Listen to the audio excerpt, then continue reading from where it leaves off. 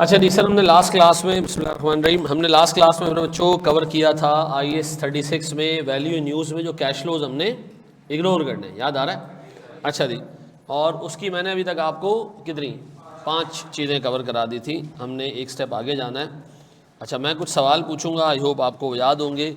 हाँ जी, हम जो है वो हमने कहा था हम सेल्स का कैश फ्लो कभी भी नहीं लेंगे। लेंगे सर, क्या हमने कहा था कि हम प्रोडक्शन कॉस्ट यानी गुड्स प्रोड्यूस करने की कॉस्ट लेंगे। हमने मेंटेनेंस कॉस्ट लेनी है, इंटरेस्ट एक्सपेंस नहीं लेना, टैक्स इनकम टैक्स नहीं लेना। ठीक है जी, आगे कुछ डिस्कस करूंगा मैं, कुछ टैक्सेस आगे आएंगे जो हमने लेने।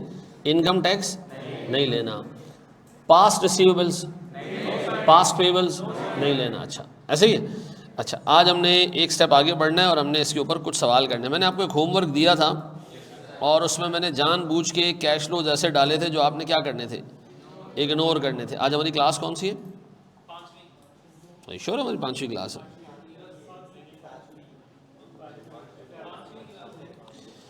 अच्छा चलो, माशाल्लाह ये हमारी जो है ना मेमोरी है कि हमें यही याद नहीं है कि क्लास नंबर कौन सा। ठीक है, अच्छा बोर्ड पे देखना दोस्त, बोर्ड पे देखना, सारी चीज़ें 2 मिनट के लिए छोड़ दो और पूरा फोकस करो बोर्ड पे।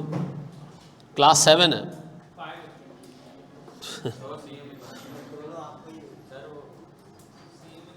एक मतलब तुम लोग क्या क्लास का डेट वेट नहीं लिखते हो? अच्छा, पोर्टल पे कितनी क्लासें आ रही हैं?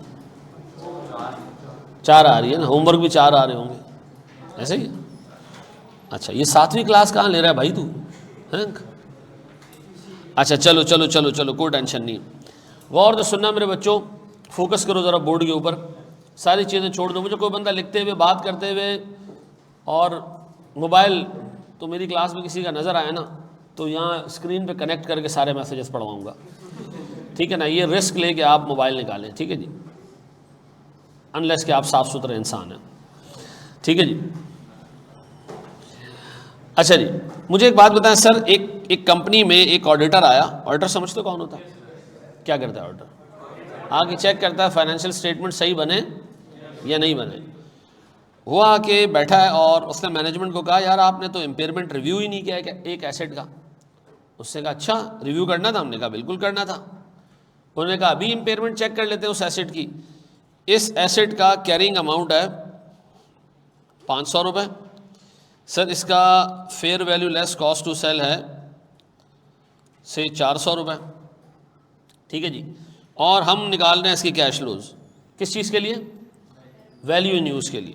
उसने कहा जी पहले साल कैश फ्लो आएगा 200, फिर आएगा 250 और फिर आएगा जी 40 रुपये। ठीक है, अब इनकी प्रेजेंट वैल्यू निकाल रहे हैं हम किस तरीके से 10% के रेट से। क्या आता है देखें ज़रा, प्रेजेंट वैल्यू तो निकालने आती है ना जी सर। 200 डिवाइडेड बाय 1.1 कितना? 181.182 कर लेते हैं। 250 divided by 1.1 raise to the power 2।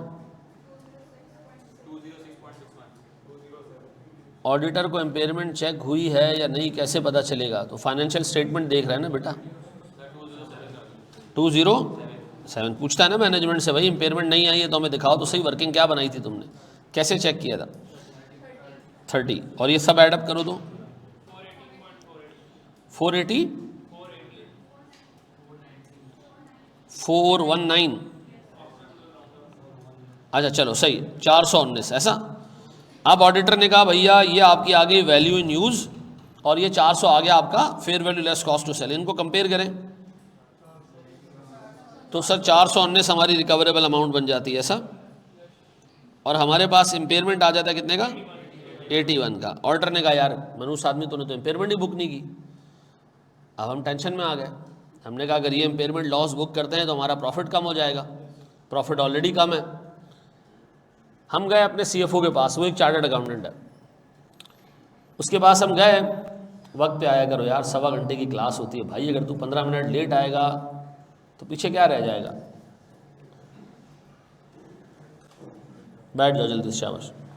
तो अब ऑडिटर ने कहा कि जी 81 का इम्पेयरमेंट बुक करो। अब हम परेशान, हम गए अपने CFO के पास। हमारा CFO एक बंदा है, मैं वो अल्फाज इस्तेमाल नहीं करना चाह रहा था क्लास में, आप पहुंच गए होंगे। ठीक है जी, तो उसने कहा यार इम्पेयरमेंट है ही नहीं। हमने कहा कैसे ऑडिटर को एक्सप्लेन करेंगे, इम्पेयरमेंट है भाई, कैश फ्लो हमने निकाले, इम्पेयरमेंट नज़र आ रही है। उसने कहा आओ मैं अभी ऑडिटर को ऐसा बनाऊंगा कि वो याद रखेगा। ऑडिटर के पास गया हमारा CFO, उसने कहा जी कितने साल लाइफ एसेट की? 1, 2 और 3, ऐसा ही है? क्या कैश फ्लो थे? हमने कहा जी हमारे पास कैश फ्लो थे 200, 250 और 40, ऐसे ही है? CFO कह रहा है ये एसेट क्या है जिसकी तुम इम्पेयरमेंट टेस्टिंग कर रहे हो? हमने कहा हमारी एक मशीन है जिसकी इम्पेयरमेंट टेस्टिंग हो रही है। उसने कहा रुको, हम ना इंशाल्लाह एक खर्चा करने वाले हैं, एक ओवरहॉलिंग। क्या करने वाले हैं? करने वाले हैं फ्यूचर में। ये कौन बता रहा है? CFO बता रहा है। किसको? ऑडिटर को बता रहा है कि हम ओवरहॉलिंग करने वाले हैं। पता है कब? ईयर 2 के एंड में। पता है कितने की? 1000 रुपए की। ऑडिटर ने कहा अच्छा, इससे तो आपका कैश फ्लो और कम हो जाएगा। उसने कहा सुनो तो सही, ये 1000 रुपए में हम एक चिप तैयार कराएंगे, मशीन में डालेंगे, और ये मशीन जो है ना एक जहाज में कन्वर्ट हो जाएगी। अब ऑडिटर सुन रहे अच्छा फिर? और ये जहाज ऐसा होगा कि ये जो है वो लाइट की स्पीड पे ट्रैवल करेगा, तो हम इससे जो है ना वो जाके मतलब मार्स वगैरह पे लेके जाएंगे, इंसानी नस्ल को वहाँ आबाद करेंगे। ऑर्डर सुन रहे अच्छा फिर? और इससे मशीन की लाइफ में 2 साल का इजाफा हो जाएगा। कितने का? 2 साल का इजाफा इस खर्चे के बाद। और होगा ये कि जब ये लोगों को मार्स पे लेके जाएगा तो इधर आएंगे 200 मिलियन रुपए, और ईयर 4 में आएंगे 700 मिलियन रुपए, और ईयर 5 में हमसे जो है ना अमेरिका ये मशीन खरीद लेगा, तो वो हमें दे देगा जनाब कोई $1 ट्रिलियन। ठीक है जी। उसने कहा यार रुक जाओ ज़रा सा, अब बताओ इम्पेयरमेंट है नहीं है? नहीं, प्रेजेंट वैल्यू निकालोगे तो क्या इम्पेयरमेंट निकलेगी इसमें तुम्हें? हैं? तो अब वो जिस एसेट पे हाथ रखता है इम्पेयरमेंट, हम कहते हैं रुको सर ये वॉशिंग मशीन इम्पेयर्ड है, रुक जा भाई, अब हम इसमें एक चिप लगाने वाले हैं। उसने कहा सर आप चिप लगाने वाले हैं, इसके बाद ये एक टाइम मशीन बन जाएगी, इसमें आप जाके ना डायनासोर तक जा सकते हैं और उसका अंडा भी लेकर आ सकते हैं। ऐसा ही है ना? तो ऐसे तो कोई एसेट इम्पेयर्ड नहीं होगा, तो आप रखते जाए हाथ सर। तो उसने कहा भाई यही है ना वैल्यू न्यूज़, क्या है? फ्यूचर कैश फ्लोज की प्रेजेंट वैल्यू। तो हम सोच रहे हैं फ्यूचर में ओवरहॉलिंग करेंगे, और हम सोच रहे हैं फ्यूचर में ओवरहॉलिंग के नतीजे में ये इनफ्लोज मिलेंगे। अब वो ऑर्डर परेशान हो गया, वो जिस एसेट पे हाथ रख रहा है वो कह रहा है ये लाइट खराब। हमने कहा तुम्हारी दिमाग, अभी बताते हैं इसमें क्या टेक्निक है। ये लाइट में हम ऐसी टेक्नोलॉजी लाने वाले हैं कि जिस बंदे पे पड़ेगी ना तो खुद उसके जिस्म में जो बीमारियां हैं वो सामने आ जाएंगी। ठीक है जी। ये कैमरा ये आपके सीधा रेटिना में देखेगा और आपके जिस्म में जहाँ जहाँ पर कोई ऑटो इम्यून मसला है वो बता देगा। तो उसने कहा सर कोई ऐसी चीज़ है जो इस दुनिया में ही रहेगी। अब मुझे एक बात बताएं, इस तरह तो फिर कोई भी एसेट इम्पेयर्ड नहीं होगा अगर ये काम होती रहे। तो स्टैंडर्ड ने कहा भैया जब आप किसी एसेट की इम्पेयरमेंट टेस्टिंग करें ना, और आपको कहा जाए कि फ्यूचर में ओवरहॉलिंग करें, ओवरहॉलिंग समझते हो ना? एसेट का नक्शा ही चेंज कर देना, उस पर ऐसा खर्चा करना कि वो बेहतरीन किस्म का एसेट बन जाए। ठीक है जी। और ओवरहॉलिंग के बाद क्या होता है? एसेट की लाइफ बढ़ जाती है, या उससे मिलने वाले इनफ्लोज बढ़ जाते हैं। मिसाल के तौर पर हमारे दादा की एक पुरानी बिल्डिंग है, ठीक है जी, हमने उस पर काम वाम कराया, ओवरहॉलिंग कराई, वो एक ज़बरदस्त किस्म की बिल्डिंग बन गई। अब उससे किराया आ रहा है, पहले नहीं आता था, अब ज़्यादा किराया आ रहा है, उसकी लाइफ बढ़ गई। तो ओवरहॉलिंग से क्या होता है? या तो लाइफ बढ़ जाती है, आसान भाषा में बताऊं अगर तो, या फिर इनफ्लोज बढ़ जाते हैं। तो हमने कहा जी ये खर्चा होगा और उसके बाद ये इनफ्लोज बढ़ेंगे। स्टैंडर्ड कहता है भैया अगर आप किसी भी एसेट की इम्पेयरमेंट टेस्टिंग करेंगे ना, आप अज्यूम करेंगे कि ये एसेट इसी स्टेट में रहेगा। ओवरहॉलिंग को आपने, फ्यूचर ओवरहॉलिंग को, किसको आपने कंसिडर नहीं करना, और फ्यूचर ओवरहॉलिंग के नतीजे में मिलने वाले इनफ्लोज को भी आपने कंसिडर नहीं करना। अदरवाइज अगर आप इस तरह वैल्यू न्यूज़ निकालोगे तो फिर तो आप जो है ना वो चप्पल को भी हाथ रखोगे, कहेगा रुको इससे ये बनने वाला है, इससे वो बनने वाला है। ठीक है जी। बात तो मुस्तकबिल की हो रही है, फिर मुस्तकबिल में ऑल्टर आएगा तो हम क्या करेंगे? हम कहेंगे आगे मुस्तकबिल की बात करते हैं। ठीक है जी। हर साल एक बंदा आके कहता है ना मैं अगले 5 सालों में आपको 300 यूनिट बिजली दूंगा, आप जैसे बेवकूफ़ देते हो, वोट नहीं देते उसको। 30 साल से वो यही काम कर रहा होता है, ऐसा है या नहीं? तो सर जब आएगा ऑर्डर हम क्या करेंगे? ये चिपकाते रहेंगे। अब मुझे एक बात बताएं सर, हमने क्या चीज़ें वैल्यू न्यूज़ में नहीं लेनी? नहीं, इसकी बात कर रहा हूँ। एक तो आपने फ्यूचर ओवरहॉलिंग नहीं लेनी, फ्यूचर ओवरहॉलिंग का आउटफ्लो आपने नहीं लेना, ठीक है जी। फिर inflows due to future overhauling, ये भी आपने नहीं लेनी, ऐसा ये नोट कर लो सर, शाबाश। इसके लेने में नुकसान क्या है? जिंदगी में भी कभी कोई एसेट इम्पेयर्ड नहीं होगा। हर रोज आके एक बंदा कहेगा भाई हम तो ये करने वाले, हम तो वो करने वाले हैं। जी बोलो।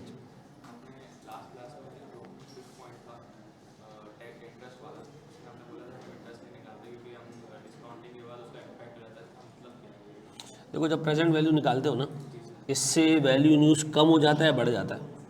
कम हो जाता है। डिस्काउंट करने का मतलब ये है कि हम ये कह रहे हैं कि जी मुस्तकबिल में मिलने वाले पैसे की वैल्यू कम है, ऐसा।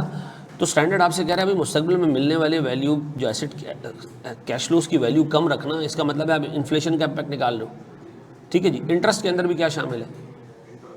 इन्फ्लेशन शामिल है। इंटरेस्ट के अंदर भी इन्फ्लेशन होता है ना, इन्फ्लेशन का नेमुल बदल आपको दिया जाता है। तो उसने कहा एक तरफ तो आपने इन्फ्लेशन का प्रोविजन निकाल दिया, अब आप इंटरेस्ट के नाम पे दोबारा जाके एक चीज़ माइनस करोगे तो डबल काउंटिंग हो जाएगी। तो बस आप सिर्फ डिस्काउंटिंग करो और इंटरेस्ट के कैश फ्लोज आए तो उसको इग्नोर कर दो, बस, ठीक है।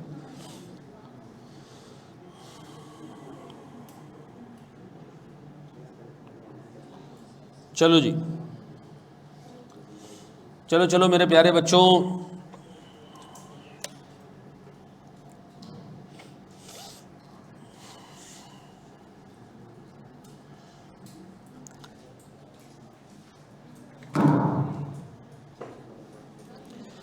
अच्छा ये सवाल मैं आपको दूंगा ना, और मैं आपकी इसमें कोई हेल्प नहीं कर रहा, ठीक है। मैं ये देखना चाह रहा हूं कि आप इस सवाल को कहां तक पहुंचाते हैं, ठीक है। अच्छा जी, सारी चीज़ें तो आपको याद हैं कि क्या चीज़ लेनी और क्या चीज़ नहीं लेनी, ऐसा। ये सवाल है थोड़ा सा उल्टा। उल्टे का मतलब ये है कि एग्जामिनर ने कुछ चीज़ें ले ली हैं जो उसको नहीं लेनी चाहिए थी कैश फ्लोज में। अब क्या करोगे आप? उसको हटाओगे, ठीक है जी। मैं इसको रीड कर रहा हूँ सर, बोर्ड पे देखिएगा। ये कह रहा है जी, Fawaz limited is testing its plant for impairment on 31 December 2021। नजर आ रहा है?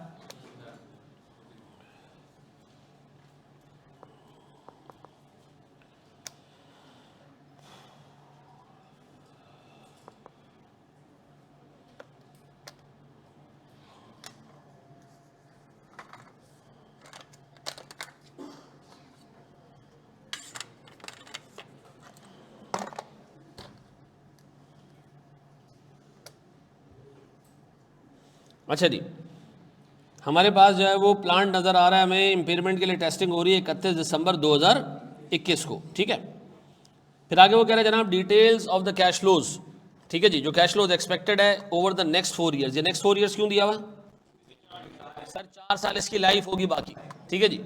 अच्छा, आपके एग्जामिनर ने कहा जी पहले साल 45,000 मिलेंगे, गौर से देखना, दूसरे साल 42, तीसरे साल 34 और चौथे साल, ये टोटल कैश इनफ्लोज है, इनफ्लोज। उसने कहा इस इनफ्लो के अंदर जो ईयर 1 का इनफ्लो है, जो ईयर 1 का इनफ्लो, ये वाला इनफ्लो, इसके अंदर एक प्रॉब्लम है। उसने कहा इसके अंदर 4,000 रुपए ऐसे हैं जो पास्ट रिसीवेबल के, ठीक है जी। तो वो तो आपको पता है कि हमने उसका क्या करना है, मैं नहीं बता रहा। फिर उसने कहा जी हमारे पास 4 आउटफ्लोज भी हैं, 1, 2, 3 और 4, और इन आउटफ्लोज के अंदर सर एनुअल इंटरेस्ट एक्सपेंस भी शामिल है। कितने का? 2,000। किस में शामिल है? चारों में शामिल है, क्योंकि वर्ड क्या लिखा है? एनुअल। फिर सर पहले साल और दूसरे साल में टैक्स की पेमेंट शामिल है 1,600 और 1,600, और तीसरे और चौथे साल में शामिल है कितने? 1,200। इसका मतलब है सर इसमें तो टैक्स की पेमेंट भी शामिल है, होनी चाहिए थी? नहीं होनी चाहिए थी। इंटरेस्ट होना चाहिए था? नहीं होना चाहिए था। फिर उसने कहा आउटफ्लोज फॉर ईयर 1 इंक्लूड्स 2,600 रुपए pertaining to a payable booked last year. उसने कहा इस ईयर 1 में एक और प्रॉब्लम है, वो क्या है जी? एक पेबल का कैश फ्लो भी शामिल है इसमें, ऐसा। अब मेरा सवाल है, जो 7 चीज़ें मैंने आपको बताई हैं, डेप्रिसिएशन नहीं लेना, इंटरेस्ट नहीं लेना, इनकम टैक्स एक्सपेंस नहीं लेना, सर पास्ट पेबल नहीं लेना, पास्ट रिसीवेबल ओवरहॉलिंग का आउटफ्लो, फ्यूचर ओवरहॉलिंग का नहीं लेना, फ्यूचर ओवरहॉलिंग के नतीजे में मिलने वाले इनफ्लोज नहीं लेने। ये 7 चीजें जो आपने नहीं लेनी। अगर एग्जामिनर कैश फ्लो में डाल के आपको दे दे तो वो वर्ड इस्तेमाल करेगा ऊपर वाले कैश फ्लोज इंक्लूड। अब इसका क्या मतलब है, आपने इस इंक्लूजन्स को हटाना है। अच्छा, मैंने जो होमवर्क का सवाल दिया था उसके अंदर ऐसी कोई चीज, उसमें आउटफ्लोज का टोटल नहीं दिया हुआ था, हर आउटफ्लो अलग अलग दिया हुआ था। तो वहां आपके पास चॉइस थी, जो लेना है ले लो, बाकी छोड़ दो। मैं आपके सामने क्वेश्चन भी रख देता हूं, ठीक है जी, ताकि आपको सॉल्व करने में ज़रा समझ आए कि हमने क्या किया। अब देखो ज़रा इसको देखो, इसमें उसने आपको दिया जी सेल्स दिया, वेरिएबल कॉस्ट दिए, ऑपरेटिंग कॉस्ट दिए जी, फिर डेप्रिसिएशन अलग से दिया हुआ है। आप इसको क्या करोगे, इग्नोर करोगे, ऐड लेस करने की ज़रूरत नहीं है, ठीक है जी। आपको उसने दिया इंटरेस्ट एक्सपेंस, क्या करोगे, इसको इग्नोर करोगे, ऐड लेस करने की ज़रूरत नहीं है। इसी तरह आपको सर इनकम टैक्स एक्सपेंस दिया, उसने ऐड लेस करने की ज़रूरत। अच्छा मुझे बताएं इसमें और इस सवाल में क्या फ़र्क है। यहां उसने आपको ऑलरेडी सारी चीज़ें नेट करके दे दी हैं और अब आपको कहा हो गलती हो गई, ये चीज़ें हमने गलती से ले ली, अब आप क्या करोगे, इसको एडजस्ट करोगे। ऐसा है, मुझे करके दो, शाबाश। बच्चों को पेपर में यही नहीं पता होता कि इग्नोर करना है या ऐड लेस करना है, ठीक है ना, तो थोड़ा सा इसमें ध्यान देना बेटा। अच्छा, इसमें मालूम क्या करना है, इंपेयरमेंट नहीं मालूम हो सकती, क्यों, ना तो एसेट की कैरिंग अमाउंट गिवन है, ना तो fair value less cost to sell given है, तो निकल ही क्या सकता है, उससे मांगा भी वैल्यू इन यूज ही है, ठीक है जी, शाबाश।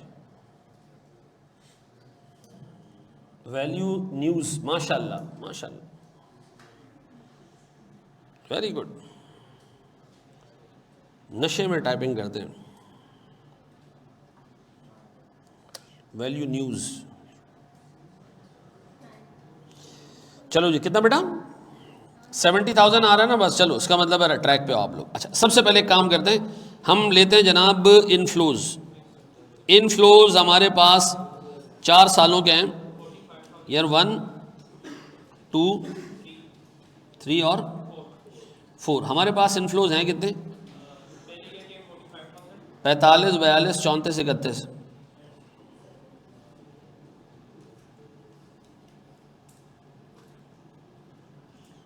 अब इसके अंदर जो आपने गंदगी डाली है वो निकाल दें इसमें से।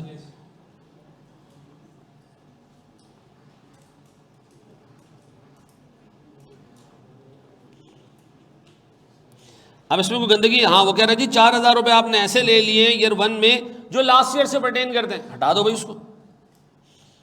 पास्ट रिसीवेबल कितना, बस, और तो कुछ नहीं है। अब बताओ कितना आ रहा है,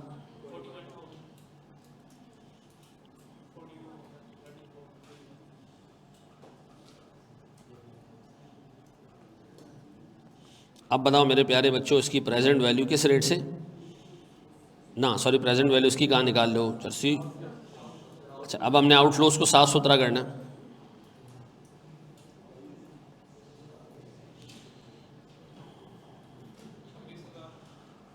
एक, 2, 3 और 4।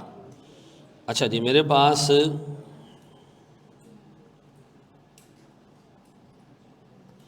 कितना, 26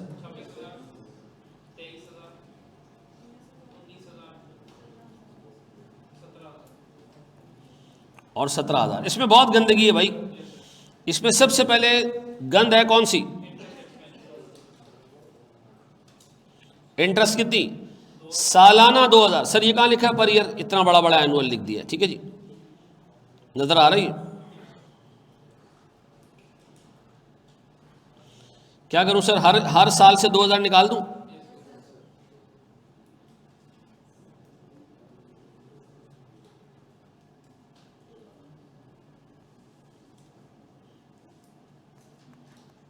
और इंटरेस्ट के बाद इनकम टैक्स, इज्जत दे बेटा इसको। इनकम टैक्स को कह रहा है पहले 2 सालों में 1,600 रुपये पर ईयर, ठीक है जी, और फिर आगे के सालों में सर मेरे 1,200 रुपये पर ईयर, ऐसा तो 1600 और 1200 माइनस कर देते हैं, 1600 और 1200 ऐसा।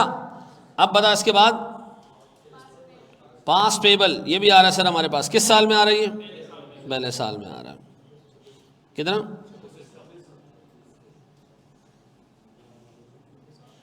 कितना भैया? नेट 24,000, 19,800 ही हो गया पहले साल का।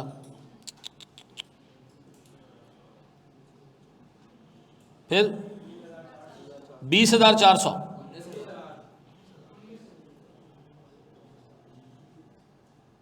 16,800, लानत है जी। फिर 13,800, ये आ गए जी हमारे आउटफ्लोज। दोनों को आपने साफ सुथरा कर दिया। अब आए जरा सर इसको हम नेट कर देते हैं जी, नेट कैश फ्लोज। अब डायरेक्ट नेट कैश फ्लोज बना लो। ईयर 1, बेटा रुक तो जाओ ना, रुक तो जाओ ना, आगे नहीं भागो यार। 41। अब बताएं जी मेरे पास रेलेवेंट इनफ्लोज कितने? 41, फिर 42, 34, 31, ऐसा ही है। अब बताएं जी मेरे पास रेलेवेंट आउटफ्लोज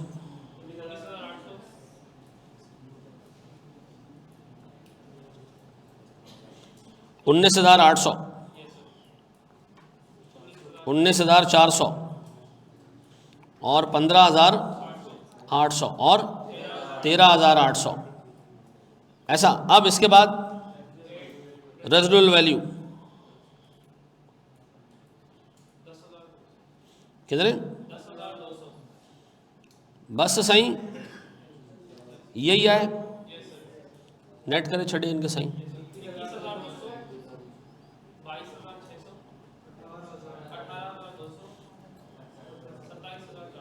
27,000 बस हो गया। अब इसकी प्रेजेंट वैल्यू निकालते हैं किस रेट से दिया हुआ है सर? 10%। यार ये ना रेट देख लेना, हमारी आदत हो जाती है 10% का रेट यूज़ करते करते करते पूरे सेशन में पता चलता है एग्जाम में उसे दे दिया 8%, वहाँ पे भी 10% एक आगे आ जाओगे। तो ज़रा रेट देख लिया करो कितना जी। अब इसको डिवाइड कर रहे हैं हम किससे? 1.1 raise to the power 1, 1.1 raise to the power 2, 1.1 raise to the power 3 and 1.1। मुझे बता दो टोटल क्या आ रहा है? 70,340। बस बेटा यही है, अगर किसी का 1-2 रुपया ऊपर नीचे आ रहा है तो वो बिल्कुल टेंशन ना ले, उसकी जेब से नहीं निकाले जाएंगे। सेट हो गया? अच्छा, कितने लोगों ने ये सवाल खुद से कर लिए थे? अच्छा, अगर इस सवाल में हम डायरेक्ट नेट कर देते चीज़ों को तो कोई मसला तो नहीं था। अच्छा, मैं आपको अप्रिशिएट करूंगा कि आप ये 2 वर्किंग ज़रूर बनाएं, ठीक है? डायरेक्ट करोगे तो अगर गलत कर दिया ना तो पूरे नंबर जाएंगे। हाँ, आप ये कर सकते थे, ये दोनों बना लेते और इसके बाद आप डायरेक्ट ना ये वाली लाइन ड्राफ्ट कर देते, ये वाली, ये वाला वर्किंग करने की ज़रूरत आपको नहीं थी, तब भी चल जाता। ठीक,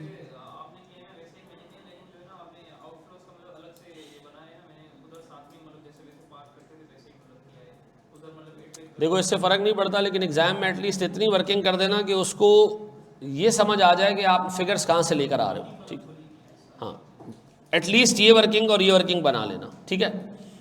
ये वर्किंग तुम लोग के लेवल पर बोल रहा हूँ, फाइनल में होता मैं कहता एक लाइन लिख के दे दो उसको, मसला नहीं है, फाइनल में टाइम नहीं होता, लेकिन आपके लेवल पर वो मार्क्स ही स्टेप्स के दे रहा होता है और आप कहते हो ये मैं जो है वो शारा फैसल पे हूँ, ये पहुँच गया लांडी। अब वो कह रहा है भाई दरम्यान में क्या था, आप कह रहे हो वो तुम्हारा काम नहीं है, मैं लांडी आ गया हूँ ना, बस ये बहुत है। ठीक है जी, तो ये नहीं करना है उसके साथ। सर आप किसी क्वेश्चन में वैल्यू न्यूज़ को कैलकुलेट करते वक्त 1-2 वैल्यू चेंज हो जाए तो उसकी वजह से रिकवरेबल अमाउंट चेंज हो जाएगा, उसकी वजह से। देखो एक चीज़ याद रखो, आपने एक गलती की, आपका एग्जामिनर के पास तो सोल्यूशन पड़ा होता है एक्सेल के ऊपर, इसमें आपसे गलती हो गई ना, वो एक्सेल सोल्यूशन में वो नंबर चेंज कर देता है और बाकी सारी चीज़ें अकॉर्डिंगली चेंज हो जाती है। तो फिर वो आपके आगे का पेपर उसके हिसाब से चेक कर रहा होता है। ठीक है जी। अब उसमें एक गलती हो गई वैल्यू न्यूज़ में, नंबर चेंज हो गया, रिकवरेबल अमाउंट चेंज हो गई, रिकवरेबल अमाउंट चेंज हो गई, इम्पेयरमेंट बुक होनी थी, आपने कहा नहीं है, तो कितने नंबर कटेंगे? 1 नंबर। किसका? उस स्पेसिफिक गलती का। सर जी सवालात कर देते हैं तो सही भी होता है और कॉन्फिडेंस नहीं है कि सही होगा या नहीं होगा, उसको देखते ही रहते हैं। एक चीज़ और याद रखो, तुम्हारी भी फिगर्स आ रही है ना, 23,000, 24,000, एग्जाम में पता है कैसे आ रही होंगी? 29,914 रुपये, 18,336.57। आपको लगेगा मैं गलत कर रहा हूँ और आप सही जा रहे होंगे। जैसी भी घटिया तरीन वाहियात किस्म का नंबर आ जाए, आप क्या करें? अपने पे भरोसा करें कि मैं सही जा रहा हूँ। ठीक है ना, इतना अपने पे भरोसा रखें। वो नहीं क्लास याद आ रही हो, सर के तो 18,000 आता था यार, इधर तो आ रहा है 17,544.679245, आने दो। ठीक है जी, चलो जी शुरू हो जाओ। मैं इसको रीड करूँगी। कह रहे Shujaat limited is testing one of its plants for impairment on 31 दिसंबर 2023। ये वो डेट है जिसपे इम्पेयरमेंट टेस्टिंग कर रहे हो। Details are as under expected cash inflows net. Net का मतलब सब कुछ हमने नेट कर दिया। ठीक है जी। उसने कहा जी over the next 4 years of the useful life is as under the company is considering to incur a significant overhauling cost of 1,20,000 at the end of 2026। उसने कहा यहाँ हमें खर्चा करने जा रहे हैं। This would increase the life up to 2029। ये 2028 भी इधर आ जाएगा और 29 भी आ जाएगा। कब? इस खर्चे को करने के बाद। ठीक है जी। And would result in increased inflows in 2028 and 29 by 80 and 70,000। मेरा सवाल है एक आपसे, ये जो आपको नीचे इंफॉर्मेशन दी हुई है ना इररेलेवेंट तो है, लेकिन मैं आपको दावत दे रहा हूँ थोड़ी सी अकल लगाने की। मुझे बताएं इसमें कितने कैश फ्लोज हैं? इसमें 3 कैश फ्लोज हैं, एक है आउटफ्लो और 2 इनफ्लोज हैं, ऐसा? अच्छा, आउटफ्लो कब होगा? 26 के एंड में होगा, और 28 और 29 में क्या मिलेंगे? आपको उसका रिजल्ट मिलना शुरू होगा, फायदा मिलना शुरू होगा, ऐसा? मेरा सवाल है कि क्या ये 1,20,000 रुपये इस 65,000 रुपये में शामिल है? नहीं, ये हम अज्यूम कर रहे हैं कि शामिल नहीं है। ठीक है जी। ये जो एडजस्टमेंट दी हुई है ना, ये एक इंडिपेंडेंट एडजस्टमेंट है। एग्जामिनर कह रहा है ऊपर तो यूज़ करके जो एसेट को करंट हालात में यूज़ करोगे ना, तो ये पैसे आपको मिलेंगे। अगर आपने ओवरहॉलिंग करानी है तो 2026 में आप 1,20,000 का खर्चा करोगे अलग से। इससे क्या होगा? 2026 का ओवरऑल कैश फ्लो नेगेटिव हो जाएगा। उसके बाद लेकिन फ़ायदा आपको कब होगा? 28 और 29 में जाके कितना कितना मिलेगा आपको? 80 और। अब बताओ इसमें क्या किया जाए? करो खुद सवाल, शाबाश, मुझे सॉल्व करके दो, वैल्यू न्यूज़ निकाल के दो। नेट वो सिर्फ यूज़ के लिए जो करंट हालात में यूज़ हो रहा है उसकी वजह से। ठीक है जी। जब नीचे अलग से उसने एडजस्टमेंट दी है ना, और उसकी एडजस्टमेंट का इंपैक्ट ऊपर कैश फ्लोज में नजर नहीं आ रहा, कैसे पता चला नजर नहीं आ रहा? 28 और 29 लिखा ही नहीं है हमारे पास। इसका मतलब है नीचे वाली एडजस्टमेंट का इंपैक्ट ऊपर वाले कैश फ्लोज में नहीं है। ठीक है जी। अगर जरूरत है तो डाल दो और नहीं है तो इग्नोर कर दो। ठीक है जी। करो खुद से करो, मैं तो इन्विजिलेटर हूं। पानी चाहिए तो बताओ।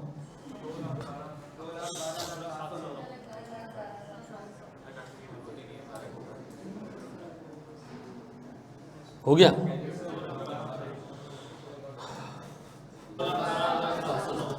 दो 2,12,000 सही किया। अच्छा, हमने क्या किया? हमने कैश फ्लोज उठाए जो गिवन थे, उसके नीचे उसने लिखा था जी हम ईयर 2026 और 27 और 29 में ये काम करेंगे। हमने कहा हम इसको मानते ही नहीं। क्यों? क्योंकि हमने पढ़ा है कि यार ओवरहॉलिंग, फ्यूचर ओवरहॉलिंग को हमने नहीं कंसिडर करना, और ना उसके नतीजे में मिलने वाले इनफ्लोज को कंसिडर करना। तो हमने जिन कैश फ्लोज को कंसिडर करना है वो कौन से? वो है 78, 72, 65।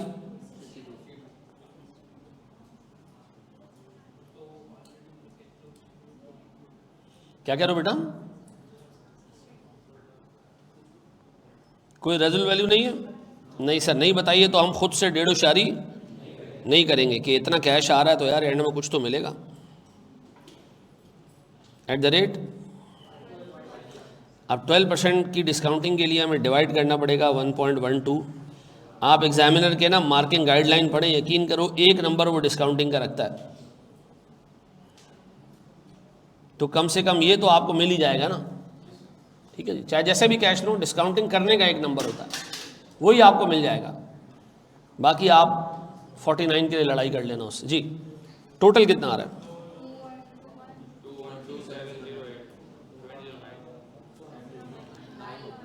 अच्छा चलो जी, अब एक बात बताओ, ये एसिड इम्पेयर्ड है या नहीं?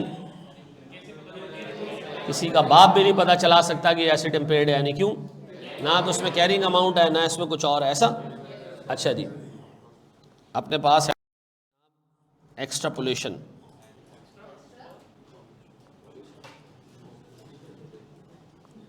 ये नहीं पढ़ा आप लोगों ने क्यूटी में? इंटरपोलेट करना, एक्स्ट्रापोलेट करना नहीं? है अल्लाह, नहीं कराना चाहिए तुम लोग यार क्यूटी, डायरेक्ट FAR1 में भेज देना चाहिए। नहीं था क्यूटी में, है? अच्छा चलो मुझे एक बात बताओ, ये फंक्शन किस चीज़ का है? मैं बताता हूँ। नहीं नहीं, मुझे लिखने दो, रुक तो जा बेटा। ये किस चीज़ का फंक्शन है?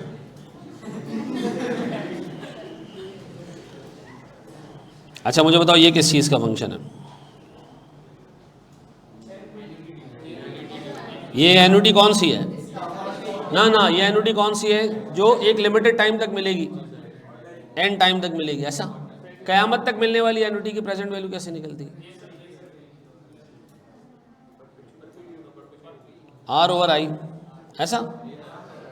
एन्युटी ग्रो करे तो, हर साल पैसे बढ़ रहे हो तो फिर तो एन्युटी नहीं रही, वो ऐसी है ना। ऐसी एन्युटी जो ग्रोइंग हो उसकी प्रेजेंट वैल्यू कैसे निकलते हैं? ज्योमेट्रिक प्रोग्रेशन पढ़ा है, किस काम आता है वो? सर वो ग्रोइंग एन्युटीज की प्रेजेंट वैल्यू निकालने का काम आता है। मैं उस दिन एक क्यूटी के टीचर का लेक्चर सुन रहा था, वो फेसबुक पे आया तो मैंने उसको खोल लिया, क्या देखें भाई क्यूटी कैसे पढ़ाते हैं बच्चों को लोग, और मैं हैरान हो गया। वो लाइन ऑफ बेस्ट फिट पढ़ा रहे हैं, ठीक है, और इधर उधर की चीज़ें। अब बच्चे को बताओ तो सही यार, लाइन ऑफ बेस्ट फिट होता क्या यार, क्यों निकालते हैं हम, क्या ज़रूरत पेश आई, रिग्रेशन की ज़रूरत, रिग्रेशन किस काम आता है? बस बेटा ये फार्मूला, ये लगाना है, वो लगाना है, ये हटाना है, ये मिलाना है, ये झुकाना है, ये हटाना है, ठीक है, ये मिला जुला के हिलाना है और ये जवाब आ जाएगा।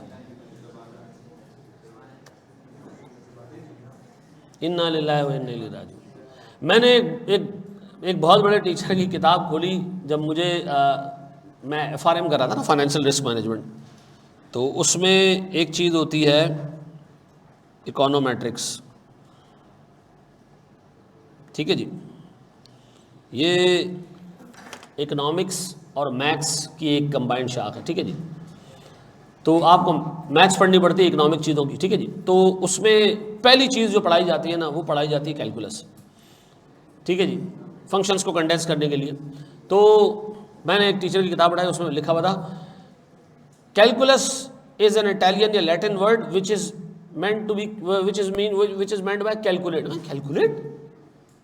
अब मैं एक अंग्रेज का लेक्चर सुन रहा हूँ, वो कह रहा है कैलकुलस जिन लोगों को पढ़ाई जाती थी ना, उनको समझ नहीं आती थी, तो वो ग्रीक्स ने इसका नाम, एक तो ग्रीक वर्ड है ये, ठीक है जी, ये कोई लैटिन वर्ड नहीं है, कोई इटालियन वर्ड नहीं, पता नहीं क्या कुछ लिखा होता उसके। इसका मतलब कैलकुलेट करना नहीं है, इसका मतलब है पत्थर।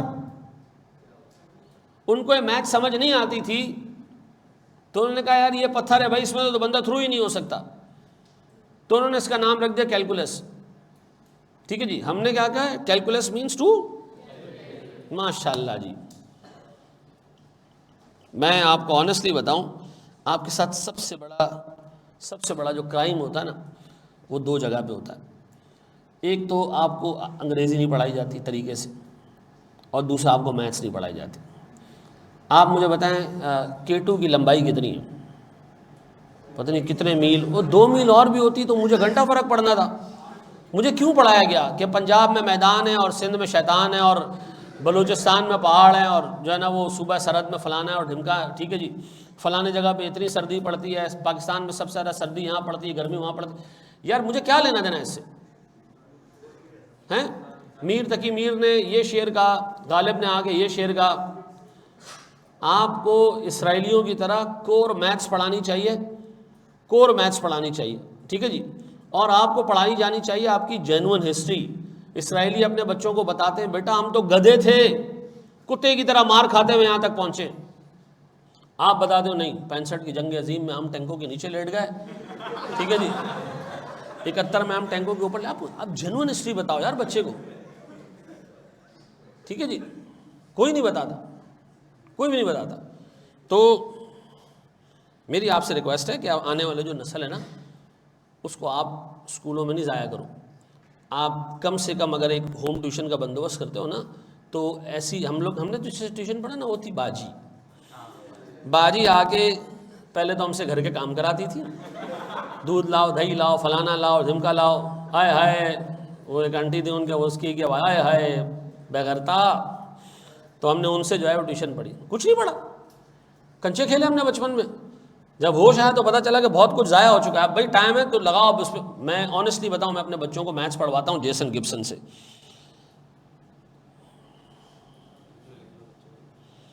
ये नोट कर ले अपने पास, ये बंदा घर में कोई भी बच्चा हो इसको सब्सक्राइब करवा के दें जेसन गिब्सन का वो जो कोर्स है, ठीक है जी। कितने जी सर? $25 है। आप कहें जी मैं शुद्ध गरीब मुल्क में रहता हूं, ठीक है जी, शुद्ध गरीब हूं खानदानी, ये $15 का आपको कोर्स दे देगा मंथली। $15 कितने होते हैं? 4,500 4,500 रुपये मंथली में आपको मैथ्स की कोचिंग दे देगा। अगर आपका बच्चा इससे साल भर भी पढ़ लेगा ना तो फिर उसको समझ आ जाएगा कि ये जो हमारे लोकल बाशिंदे घूम रहे हैं ना, ठीक है जी, जिसको फंक्शंस याद करा देने हैं, ठीक है जी। हम मैट्रिसेस पढ़ते थे ऐसे, मैट्रिक में तो हमने सर से पूछा भाई ये है क्या, ये आप चारों को ऐड कर देते, ये किस काम आते हैं? हमारे टीचर ने कहा ये पेट्रोल पंप पे काम आते हैं। तो कहते हैं अज्यूम करें 4 पंप हैं तो उसका हिसाब कैसे होगा, दूसरी जगह भी आप यकीन करें मैंने इस तरह के लोगों से जो है ना वो बचपन में मैथ्स पढ़ा है, ठीक है जी।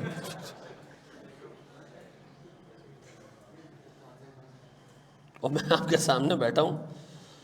अच्छा जी, एक्सट्रापोलेशन क्या है सुनो, देखो गौर से सुनना। स्टैंडर्ड आपको ये कहता है कि जब आप कैश फ्लोज ड्राफ्ट कर रहे हो ना, किसके लिए? For value in use. तो आप एक काम करें, ये कैश फ्लोज आपको कहां से मिलेंगे? कौन बनाएगा कैश फ्लो? अंदाजा कौन लगाएगा? हैं? अकाउंटेंट अंदाजा लगाएगा, ऐसा है? उसने कहा भैया असल में हर एक कंपनी पे ये लाजिम है कि वो अपना 5 ईयर बिजनेस प्लान बनाए। क्या करें? 5 ईयर बिजनेस प्लान बनाए। इस 5 ईयर बिजनेस प्लान में वो बजट्स बनाता है। क्या बनाता? उसको पता होता है कि हमारी आगे की सेल्स कितनी होनी है, कॉस्ट कितनी लगनी है। तो अकाउंटेंट को कहा जाता है कि ये बजट है ना हमारे बोर्ड ऑफ डायरेक्टर्स। किसने? ये कौन होते हैं? ये कंपनी की सुप्रीम अथॉरिटी है, ठीक है जी। ये कंपनी के बड़े शेयर होल्डर्स भी हैं और सुप्रीम अथॉरिटी है। सर ये शेयर होल्डर क्या होता है? सर बहुत सारे लोगों ने जिसमें डॉक्टर, इंजीनियर, प्लम्बर, ठीक है जी, सारे शामिल थे। इन्होंने क्या किया? पैसा मिला के कंपनी बना ली। चलाएगा कौन? तो चलाएगा कौन? इसने कहा जी मेरे तो लगे हुए जी 50% पैसा मेरा लगा हुआ है। तो हमने कहा आप आ जाएं जी, ये आ गया जी, इसके अलावा ये बंदा आ गया, इसके अलावा ये बंदा आ गया। हमने 4-5 उठा लिए इनमें से, बड़े शेयर होल्डर। इन्होंने कहा हम तो कोरे चट, पता ही नहीं है बिजनेस कैसे चलेगा।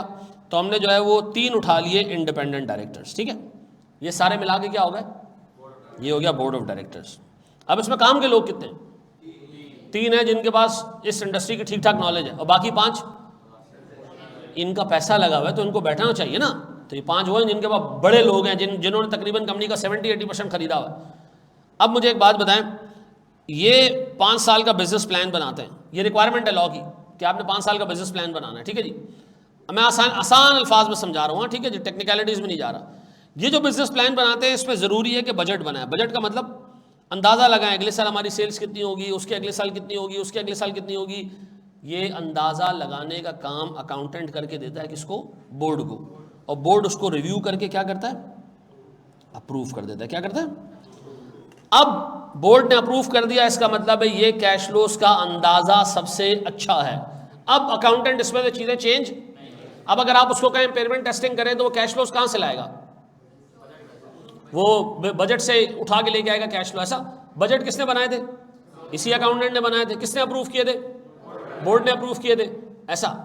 अब प्रॉब्लम जब आती है जब आपके पास किसी एसेट की लाइफ 5 साल से ज़्यादा हो।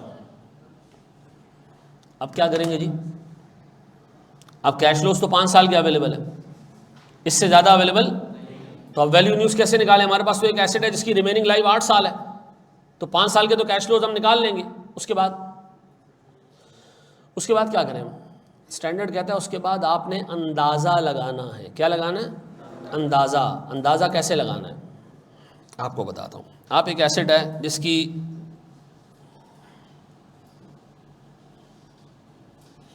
जिसके आपने कैश फ्लोज मालूम किए। देखो मैं फिर एक बात बता रहा हूँ, किताब पढ़ोगे ना, ये कहानियाँ किताब में नहीं नजर आएंगी तुम्हें।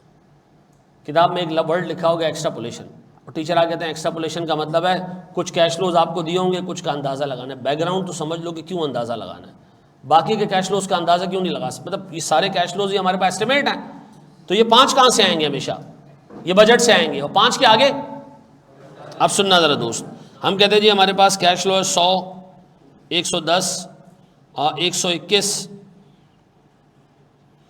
144 और 157। ये कैश फ्लोज है हमारे पास। कितने? 5 सालों के। अगर आप चेक करें ना तो ये कैश फ्लोज ग्रो कर रहे हैं किस रेट से? 10% रेट से। ऐसा। और आपके एसेट की लाइफ कितनी है? अज्यूम करें 8 साल, ठीक है। इन 3 सालों के कैश फ्लोज कैसे निकलेंगे? अब आप ये 157 उठाएं, इसको 10% बढ़ा दें, इसको और 10% बढ़ा दें, और इसको और 10% बढ़ा दें। ये जो स्टेप आपने किया ना, ये क्या कहलाएगा? एक्स्ट्रापोलेशन कहलाएगी। ठीक है जी। एक्स्ट्रापोलेट का मतलब होता है आप पहले पिछले जो आपके पास गिवन ईयर्स हैं, जो अप्रूव्ड ईयर्स हैं, इसमें ग्रोथ रेट कैलकुलेट कर लें, निकाल लें ग्रोथ रेट, और फिर इस ग्रोथ रेट को क्या करें? आगे इस्तेमाल करें। आपके एग्जाम में ये ग्रोथ रेट कैलकुलेट करने के लिए आपको नहीं देगा, वो आपको नहीं निकालना नहीं पड़ेगा। वो आपको कहेगा कि जी पिछले सालों में हमारा कैश फ्लो ग्रो कर रहा है किस रेट से? 10% से, तो आगे भी क्या होगा? इसी रेट से ग्रो करेगा। ऐसा। गौर से सुनना, ये मेरे पास केस ए हो गया, केस बी। एग्जामिनर आपको कहे कि पिछले सालों में कैश 10% से ग्रो कर रहा है, लेकिन आगे हालात अच्छे नहीं लग रहे हैं, तो अब क्या करें? आप 157 को यहाँ भी ले लेना, यहाँ भी ले लेना, और यहाँ भी ले लेना। इसका मतलब ग्रोथ रेट क्या अज्यूम कर लेना फ्यूचर का? 0%। ठीक है जी। कम के लिए वो नंबर देगा ना दे तो क्या करना है आपने? लास्ट ईयर का कैश फ्लो कांस्टेंट रख देना। व्हाट इफ क्या आपसे कहेगा हमने कि जी हमने 5 साल बाद इंशाल्लाह ताला एक नई फैक्ट्री लगानी है, उससे हमें अरबों रुपया मिलेगा, फिर ग्रोइंग रेट लेना है, वो कहे 10% से ज़्यादा रेट हमने लेना है। हम सोच रहे हैं आज तक हमारे जो पुराने कैश फ्लो 10% पे ग्रो कर रहे हैं, लेकिन इंशाल्लाह इसके बाद 15% पे ग्रो होंगे। अब क्या करें हम? हाँ जी, क्या करें हम जी? 15% से ग्रो करवाएं या 10% से? हाँ जी,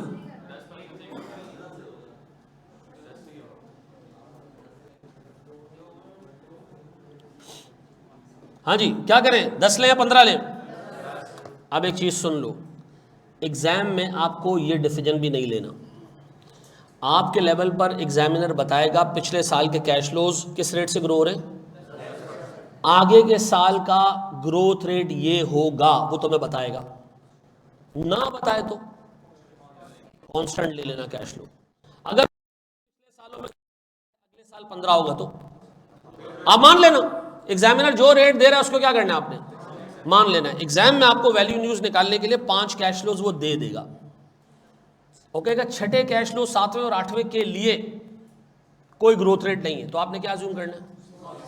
कांस्टेंट है। और अगर वो कहे जी 5% ग्रोथ रेट है, तो आपने 5% ग्रो करवाना है। वो कहे जी 10% ग्रोथ रेट है, और वो अगर कहे जी 10% नहीं बल्कि 20% ग्रोथ रेट है, तो अब आपने उससे झगड़ा नहीं करना कि पीछे 10% है तो आगे 20 कैसे होगा। एग्जामिनर कौन है? जंगल का बादशाह है, वो आपको जो रेट देगा आपने क्या करना है। अच्छा, फाइनल में आओगे ना, सीए फाइनल में आओगे ना, तो फिर आपको ग्रोथ रेट पिक करने के लिए भी वो डाटा देगा, ठीक है जी। फिर वो आपको चैलेंज करेगा कि बताओ जी पिछले सालों में 10% है, अब बताएं अगले साल 15% पिक कर रहे हैं हम, ये सही है? फिर आप उसका जवाब दोगे कि नहीं ये सही नहीं है, अनलेस के कंपनी इज वेरी कॉन्फिडेंट कि उसके कैश फ्लोज जो है वो 15% ग्रो करेंगे, ठीक है जी। वो आपने, लेकिन हमारे लेवल पर सर ये सारी बातें नहीं, हमारे लेवल पर क्या करना है आपको, जो कैश फ्लोज गिवन है वो आपने ले लेने और उसके बाद जो ग्रोथ रेट एग्जाम में दिया हो वो इस्तेमाल करना है। लेकिन एमसीक्यूज़ में एक चीज़ आती है, पूरी डिस्कशन जो मैंने की ना सिर्फ एमसीक्यूज़ के लिए की, वो क्या है जी, वो कहे जी एक एसेट की लाइफ 8 साल है, कैश फ्लोज कितने सालों के लेने, कहाँ से लेने, अप्रूव्ड बजट से, कहाँ से लेने, लेकिन एसेट की लाइफ तो 8 साल है। तो अब बाकी के 3 सालों को आपने एक्स्ट्रापोलेट करना है, वर्ड क्या रहेगा, एक्स्ट्रापोलेट करना है, अंदाज़ा लगाना है सर, पिछली ग्रोथ को देख के आगे का अंदाज़ा लगाना है। तो पिछली ग्रोथ को देख के आगे का अंदाज़ा लगाना क्या है जी, एक्स्ट्रा। मैं आपसे पहला सवाल, कैश फ्लोज कितने साल के बजट से अवेलेबल होंगे, अगर एसेट की लाइफ उससे ज़्यादा है तो क्या करेंगे, एक्स्ट्रापोलेट करने के लिए जो रेट होगा वो हमें एग्जामिनर देगा, और अगर एग्जामिनर ना दे तो मैं अज्यूम करूंगा कि कैश फ्लोज कांस्टेंट है, ठीक है जी। मैं खुद से ग्रोथ रेट नहीं कैलकुलेट करूंगा, ऐसा। फिर रिपीट कर रहा हूं, कैश फ्लोज जो वैल्यू न्यूज़ के लिए कहां से लेने, बजट से लेने। कितने सालों के बजट अवेलेबल होते हैं, हर वक्त 5 साल के बजट अवेलेबल होते हैं, 5 साल के बजट नहीं है तो एक्स्ट्रापोलेट करना है। एक्स्ट्रापोलेट करोगे तो ग्रोथ रेट क्या करोगे, वो लेंगे जो एग्जामिनर देगा, और एग्जामिनर ने अगर ग्रोथ रेट नहीं दिया तो कांस्टेंट अज्यूम कर लेंगे, ऐसा। ये बात समझ आता। अब सर मुझे एक बात बताएं, आपका एग्जामिनर इतना ठंड प्रोग्राम है, वो आपको कैश फ्लो 5 साल के भी नहीं देता, वो कहता है 1 साल का कैश फ्लो है, ये लो। आप कहते हो आगे, वो कहते हैं आगे इसको 10% बढ़ा दो। तो आप उसको ये नहीं कहना कि एक्स्ट्रापोलेशन तो 5 साल से आगे का होता है, तो ये क्या करवा रहा है, वो कहेगा मैं कौन हूँ, एग्जामिनर। ठीक है बेटा, अब आ जाओ, शाबाश। अब बताएं, एग्जामिनर जितने सालों के कैश फ्लो दे ले लो, और आगे का ले जो रेट बता दे उसके अकॉर्डिंग आप कैश फ्लोज को बढ़ा दो। इस प्रोसेस को क्या कहते हैं, ये आ चुका है सर 2 दफ़ा एमसीक्यूज में, इसको हम क्या कहते हैं, एक्स्ट्रापोलेशन कहते हैं। उसने कहा जी इसको एस्टिमेशन कहते हैं, इसको फलां कहते हैं, इसको प्रोजेक्शन कहते हैं, नहीं इसके लिए अप्रोप्रिएट वर्ड क्या है, एक्स्ट्रापोलेट करना है। अब मेरा एक सवाल है सर, और सुनो, इसको बाद में लिखना, पहले रुक जाओ।